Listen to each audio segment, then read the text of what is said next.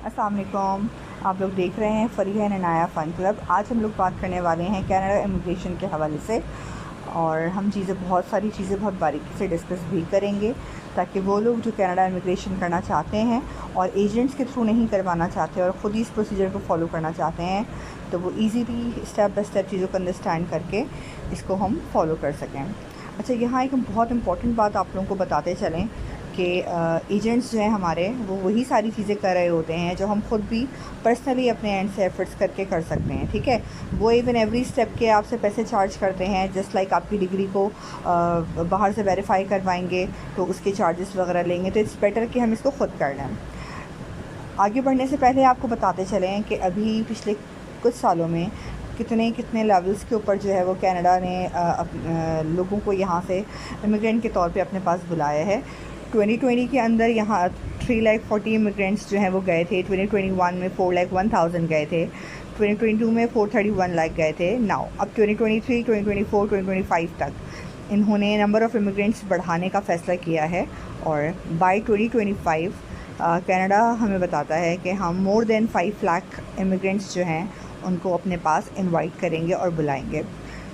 Canada की आबादी इतनी ज़्यादा नहीं है, इसीलिए वहाँ पर अपॉर्चुनिटीज़ ज़्यादा हैं, बट उन अपॉर्चुनिटीज़ को फुलफ़िल करने के लिए लोग नहीं हैं। Therefore they go for immigrants. अब मैं आपको ये बताती चलूँ कि हमारे पास इमिग्रेशन के काफ़ी ज़्यादा ऑप्शंस अवेलेबल हैं, स्पेशली फॉर कनाडा, जिसमें हम पीएनपी की भी बात करते हैं, एक्सप्रेस एंट्री की भी बात करते हैं। इसके अलावा हमारा अटलांटिक इमिग्रेशन पायलट प्रोग्राम भी अवेलेबल है। But the easiest process and the easiest way of immigrating to Canada is express entry. And for express entry सबसे पहले बहुत ज़रूरी है कि हम अपना ख़ुद का CRS स्कोर कैलकुलेट करें, जिससे हमें पता चल सके कि हम आज की डेट में कहाँ स्टैंड करते हैं और हमें फ़र्दर कितनी इम्प्रूवमेंट की ज़रूरत है। अच्छा, चलें अब हम आपको बताते हैं कि CRS के अंदर कौन से मेन इंडिकेटर्स हैं जिसमें हम मैक्सिमम स्कोर्स अटेन कर सकते हैं। Number 1 is age. जितनी हमारी एज कम होती है उतनी ही मैक्सिमम CRS स्कोर हम रिसीव कर सकते हैं। Similarly it is for our education. Masters and PhD level पे हम मैक्सिमम जो एजुकेशन के स्कोर्स हैं वो हम अचीव कर सकते हैं। अगर हम बैचलर्स हैं तो हमारे मार्क्स कम हो जाते हैं, इसीलिए हमें कोशिश करनी चाहिए कि हमारी क्वालिफ़िकेशन जो है वो मास्टर्स या PhD हो। और सिमिलरली जब हमारी डिग्रीज़ वेरीफाई हों कनाडा से, तो वो मास्टर्स या PhD के इक्विवेलेंट ही आइडेंटिफाई हों। ऐसा ना हो कि हमारी एजुकेशन जो है वो यहाँ पर कुछ और हो और कनाडा के हिसाब से वो हमारी कम लेवल पर आ रही हो। ठीक है, इसके बाद जो हमारी थर्ड एंड फोर्थ पॉइंट है वो है हमारा experience. Minimum experience required for immigration is 3 years, but जितना मैक्सिमम एक्सपीरियंस हमारा होगा उतने ही हमारे मार्क्स अच्छे होंगे। सिमिलरली इट गोज़ फॉर आइल्स। जितना मैक्स आइल्स हमारा होगा उतने अच्छे स्कोर्स होंगे। अब आपको बताते हैं कि हम किस तरीके से अपना CRS कैलकुलेटर से जाकर कैलकुलेट कर सकते हैं।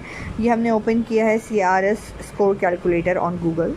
अब हम चलेंगे इसकी वेबसाइट के ऊपर, जो कि प्योरली कनाडा की अपनी ही वेबसाइट है और बिल्कुल ऑथेंटिक है। ठीक है, इसमें किसी भी किस्म का कोई ऐसा इशू नहीं है कि ये फ़ेक हो या हमें एक्चुअल पॉइंट्स ना बता रहे हों। ठीक है, ये है हमारा CRS स्कोर। इसमें कुछ पॉइंट्स हैं। हम अपना मैरिटल स्टेटस सेलेक्ट करेंगे। If you are married select married, if you are unmarried go for unmarried. उसी हिसाब से आपको स्कोर्स मिलेंगे। Now you have to select your age. आपकी जो एज है वो हम सेलेक्ट कर देंगे यहाँ पर। ठीक है, what is your level of education.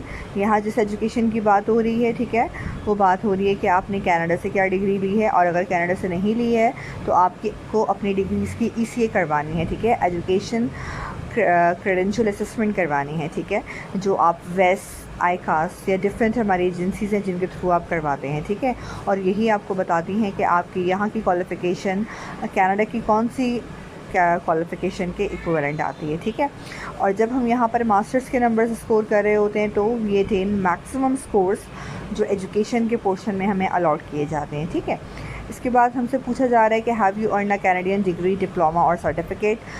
क्योंकि हमारी बाहर की कोई ऐसा क्वालिफ़िकेशन नहीं है, ठीक है, तो हम यहाँ पर इसको नल कंसीडर करेंगे। अगर हमने फ़ॉरेन कंट्री से कहीं से कोई एजुकेशन हासिल की हुई है then we go for yes, और फिर वहाँ पर हम उसको बताएंगे कि हमारी वो क्वालिफ़िकेशन क्या है और क्या नहीं है। ठीक है। अगर किसी की है तो वो येस करेगा, जिसकी नहीं है वो इसको नो कंसिडर करेगा, ठीक है। Now choose the best answer that describes this level of education, ठीक है। तो यहाँ पर हम सेलेक्ट कर रहे हैं, फॉर एग्ज़ाम्पल किसी ने 1 ईयर का डिप्लोमा किया हुआ है फ़ॉरेन कंट्री से, तो हमने उसको वहाँ पे ये सेलेक्ट कर दिया, ठीक है। अब हमसे पूछा जा रहा है हमारी ऑफिशियल लैंग्वेज, कि कनाडा की ऑफिशियल लैंग्वेज इंग्लिश और फ्रेंच दोनों मानी जाती हैं, ठीक है। तो अब हमसे पूछा जा रहा है कि जो हमने रिसेंटली कोई टेस्ट वगैरह दिया है तो क्या वो 2 ईयर्स के अंदर का है या 2 ईयर्स से ज़्यादा है, क्योंकि मोर देन 2 ईयर्स होने पर आपका जो आइल्स का टेस्ट होता है वो एक्सपायर हो जाता है। हमारा टेस्ट क्योंकि वैलिड है तो हम इसको येस कंसीडर करेंगे, अगर वैलिड नहीं है तो इसको नो कंसीडर करेंगे। हम नो करेंगे तो वो हमें आगे जाने ही नहीं देगा, क्योंकि अगर आपका आइल्स नहीं हुआ वो और आइल्स अगर आपका एक्सपायर हो चुका है तो आप एलिजिबल ही नहीं होते फॉर कैनेडियन इमिग्रेशन, ठीक है। Now which language test did you take for your first official language, तो हम यहाँ पर आइल्स की बात करेंगे, क्योंकि यूजली लोग आइल्स ही परफॉर्म कर रहे होते हैं जो पाकिस्तान से, इंडिया से या इस तरह की कंट्रीज से जो है वो इमिग्रेशन कर रहे होते हैं। अदरवाइज़ आपके पास दूसरी लैंग्वेजेस के और दूसरे टेस्ट के भी ऑप्शंस अवेलेबल हैं, बट हम यहाँ पर आइल्स को कंसीडर करेंगे।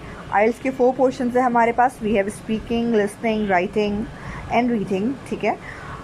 और आइल्स आपका एक वो मेजर पार्ट है जो आपको मैक्सिमम स्कोर्स लेने पर मैक्सिमम CRS नंबर्स अलॉट करता है।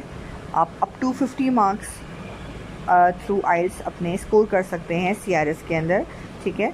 आपका CRS के अंदर आइल्स का स्कोर जितना कम होगा उतना आप अनएलिजिबल होंगे, आपके CRS स्कोर के पॉइंट्स कम होंगे। तो अभी फ़िलहाल हम यहाँ पे तमाम टॉप के नंबर्स कर रहे हैं ताकि हम चेक कर सकें कि हमारा CRS स्कोर क्या चल रहा है। Do you have any other language as well, तो कोई और लैंग्वेज जिसकी है वो येस कर सकता है, जिसकी नहीं है वो नो करेगा। यूजली कुछ लोगों को अदर लैंग्वेजेस भी आती हैं, इंटरनेशनल लैंग्वेजेस भी आती हैं। किसी को फ्रेंच आती है तो वो फ्रेंच की तरफ येस करेगा और आगे अपने स्कोर्स बता देगा। जो नहीं है they will go for not applicable.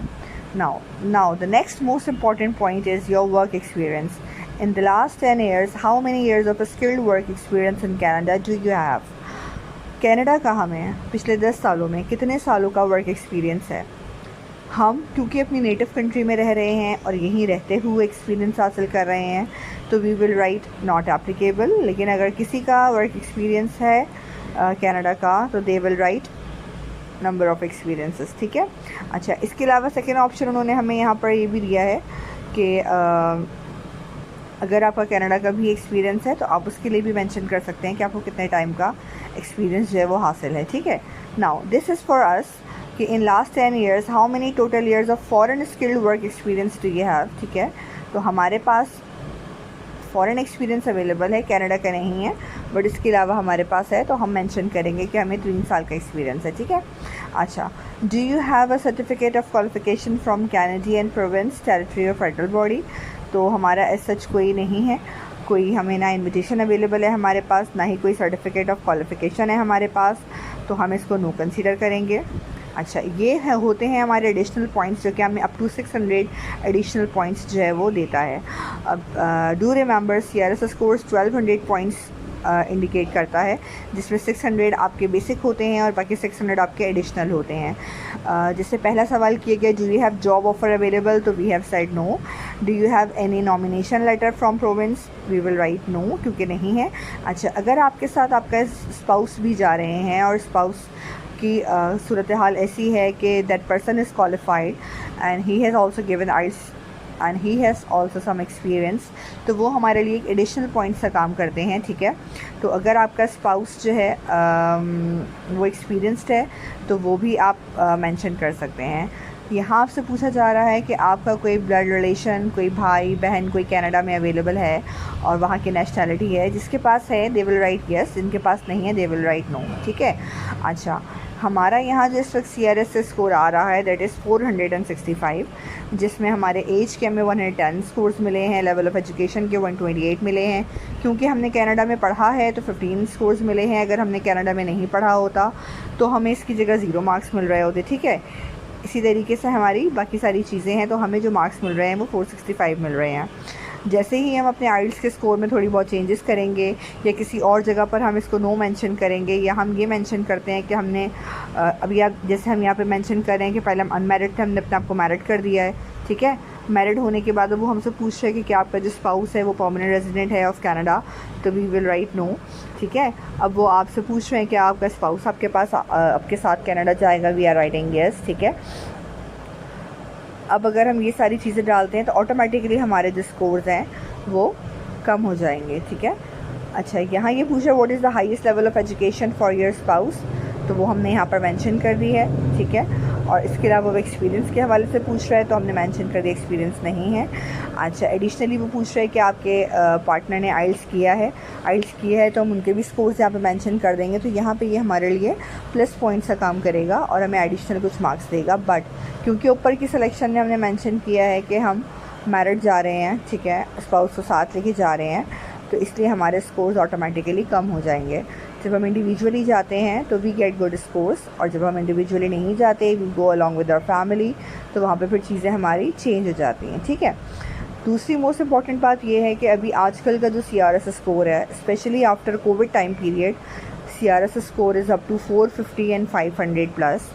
पहले फिर भी हमारा CRS स्कोर वॉज अबाउट 390, 400, 410, 415, तो काफ़ी लोग होते थे जो पूल में एलिजिबल हो जाया करते थे और देन नॉमिनेशंस उनको मिल जाया करते। बस आप लोगों का ज़्यादा टाइम नहीं लेंगे। ये वीडियो बनाने का जो हमारा ऑब्जेक्टिव था वो यही था कि ये बताया जाए कि आप एजेंट के थ्रू चीज़ें करने के बजाय इट्स बेटर कि आप ऑनलाइन चेक करें, अपना CRS स्कोर चेक करें कि आपकी एलिजिबिलिटी क्या है, अपना आइल्स स्कोर क्या है वो चेक करें। कोशिश करें कि अगर आपके मार्क्स कम हैं तो आप आइल्स दोबारा दें और मैक्सिमम स्कोर करें। Once your CRS score is good, it is very convenient for you कि आप अपनी एक्सप्रेस प्रोफाइल बनाएं और पूल के अंदर एंटर हो जाएं, और जैसे ही आपके ड्रॉज आना स्टार्ट होते हैं आपको इनवाइट कर लिया जाएगा फ्रॉम कनाडा। एजेंट्स से बचिए, एजेंट्स के पास जाने से बचिए। We have different videos available, detailed videos, detailed information is available on internet, Google and YouTube, ठीक है। मेक श्योर कि अपनी वर्किंग खुद कीजिए, अपने आप को किसी स्कैम होने से बचाइए, ठीक है। और for any kind of further information or any requirement or any information you can contact us।